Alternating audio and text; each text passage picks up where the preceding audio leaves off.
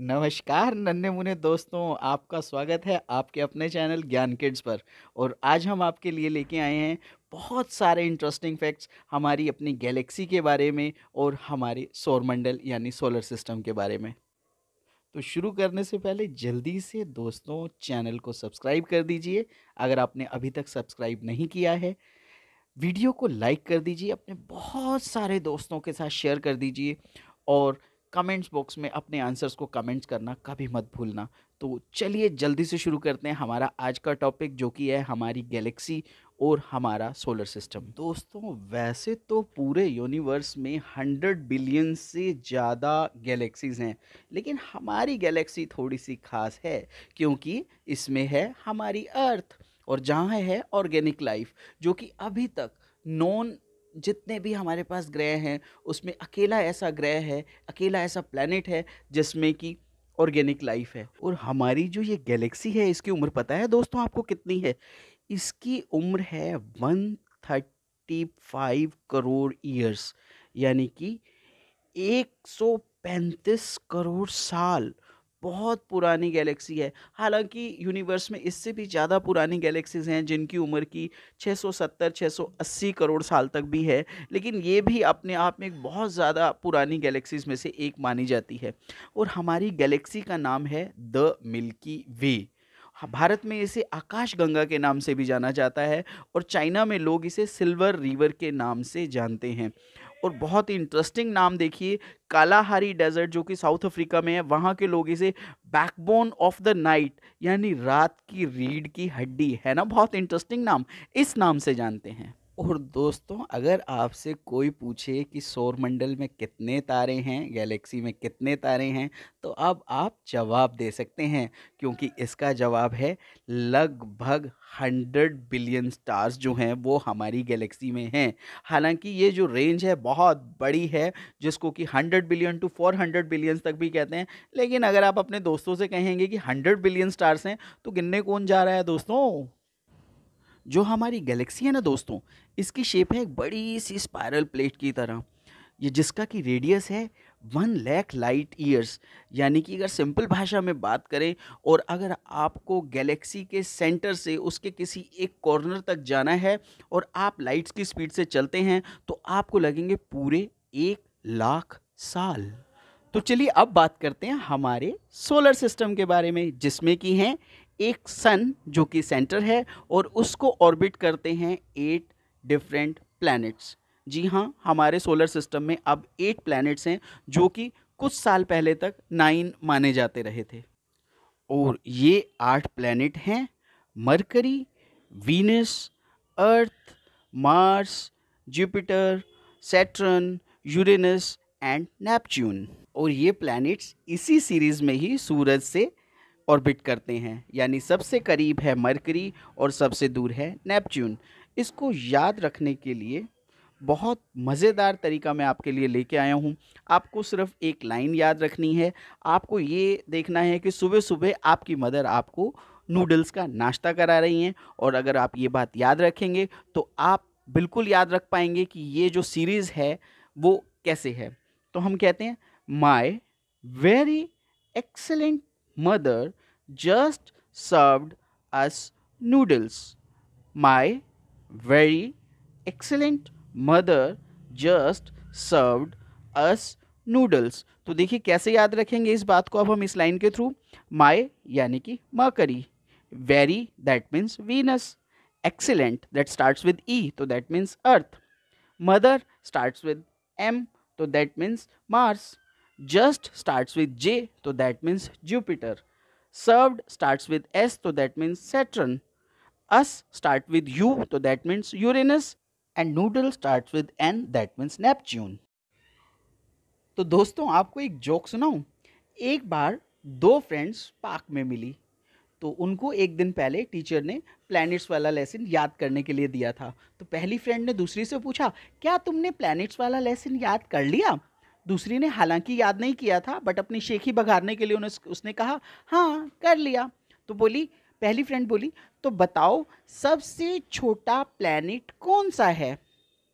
क्योंकि उसने याद नहीं किया था तो वो सोचने लगी, उसके पास आंसर नहीं था। तो इतने में पहली फ्रेंड फिर से बोली, बता ना जल्दी से। तो बोली, बता रही हूँ, मर क्यों रही है? कहती है, हाँ इसका मतलब तूने याद किया है, क्योंकि इसका आंसर मर्क्यूरी है। तो ये अच्छा तरीका है ना सबसे छोटे प्लेनेट को याद रखने का। नहीं, यह बिल्कुल सही तरीका नहीं है। सही तरीका हम आपको बताने वाले हैं कि प्लैनेट्स को साइज की सीरिएशन में कैसे याद रखा जाए। इसके लिए दोस्तों सिर्फ आपको एक शब्द याद करना है, जो है जे, सन, ईवी, एम, और आपको याद हो जाएगा कि सबसे बड़ा प्लैनेट, उससे छोटा और सबसे छोटा, यानी पूरी सीरीज आपको पता चल जाएगी। वर्ड है, फिर से एक बार देख लीजिए, J, sun, E V, M. That means J for the Jupiter, S for Saturn, U for Uranus, N for Neptune, E for Earth, V for Venus, M for Mars and M for Mercury. That means Jupiter सबसे बड़ा planet है और mercury सबसे छोटा planet है। तो इस तरह से आप प्लैनेट्स को उनके साइज के सीरिएशन में भी याद कर सकते हैं।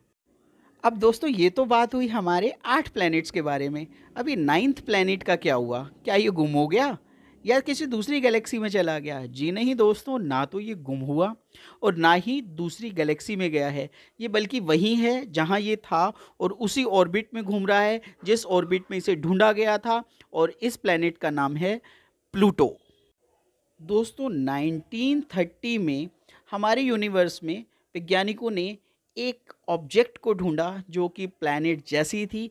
हालांकि इसका साइज़ बहुत छोटा था, इसका साइज़ है हमारे चांद से भी छोटा, लेकिन इसे उस वक्त में प्लैनेट का दर्जा दे दिया गया और इसे हमारे सोलर सिस्टम का 9th प्लैनेट कहा गया, और ये प्लैनेट था प्लूटो। लेकिन 1990 तक आते आते बहुत सारे शोध और बहुत सारे रिसर्चेस ने ये डिक्लेयर किया कि जो प्लूटो है वह एक प्लैनेट नहीं है, क्योंकि इस तरह की और भी बहुत सारी हेवनली ऑब्जेक्ट्स जो हैं हमारे यूनिवर्स में, हमारी गैलेक्सी में मौजूद हैं।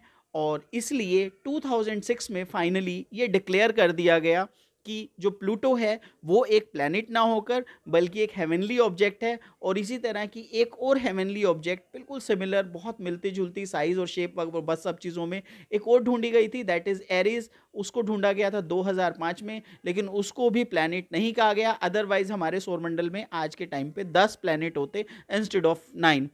अब हमारे सौरमंडल में टोटल प्लैनेट्स हैं 8, क्योंकि प्लूटो को 2006 में 2006 में प्लैनेट के जो डिक्लेरेशन, जो प्लैनेट की कैटेगरी है, उससे हटा दिया गया। तो चलते चलते कुछ रैपिड फायर सवाल और पूछ लेते हैं दोस्तों। सवाल नंबर 1, हमारे सौरमंडल का, हमारे सोलर सिस्टम का सबसे गर्म प्लैनेट कौन सा है? Which is the hottest planet of our solar system?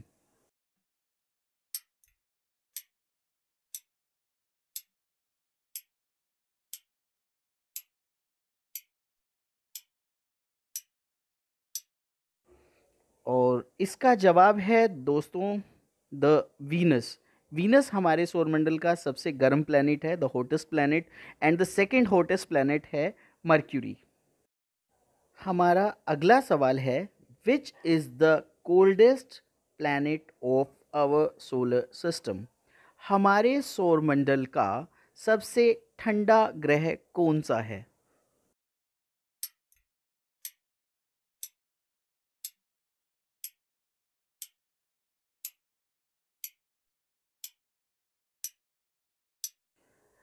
और इसका सही जवाब है दोस्तों द नेपच्यून, जो कि सूरज से सबसे दूर है।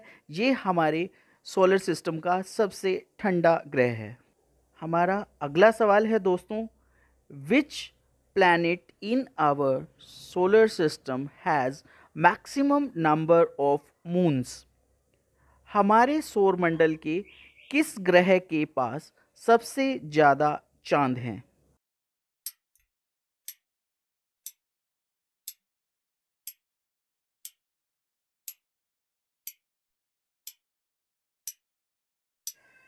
इसका जवाब है दोस्तों वीनस। वीनस के पास 53 कंफर्म्ड मून है और 16 प्रोविजनल मून है। और इसके बाद नंबर आता है सैटर्न का, जिसके पास की 53 कंफर्म्ड मून है और 9 जो हैं प्रोविजनल मून हैं। और ये है हमारा अगला सवाल, in our solar system which planet has no moon. हमारे सौर मंडल में किस ग्रह का कोई चांद नहीं है।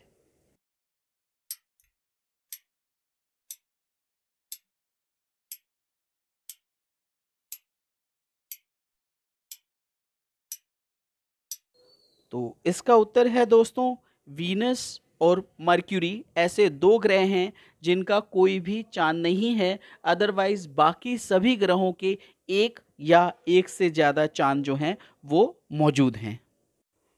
तो उम्मीद करता हूँ दोस्तों आपको आज के ये फैक्ट्स अच्छे लगे होंगे, वैल्यूएबल लगे होंगे, नॉलेजेबल लगे होंगे। अगर ऐसा है तो चैनल को सब्सक्राइब कर दीजिए, वीडियो को लाइक कर दीजिए, अपने बहुत सारे फ्रेंड्स के साथ शेयर कर दीजिए। बेल आइकन दबाना कभी मत भूलना ताकि अगला वीडियो आपको सबसे पहले मिल जाए। तो मिलते हैं अगले वीडियो में और भी कुछ रोचक तथ्यों के साथ, कुछ इंटरेस्टिंग फैक्ट्स के साथ। तब तक के लिए बाय बाय, सी यू, शब ब खैर।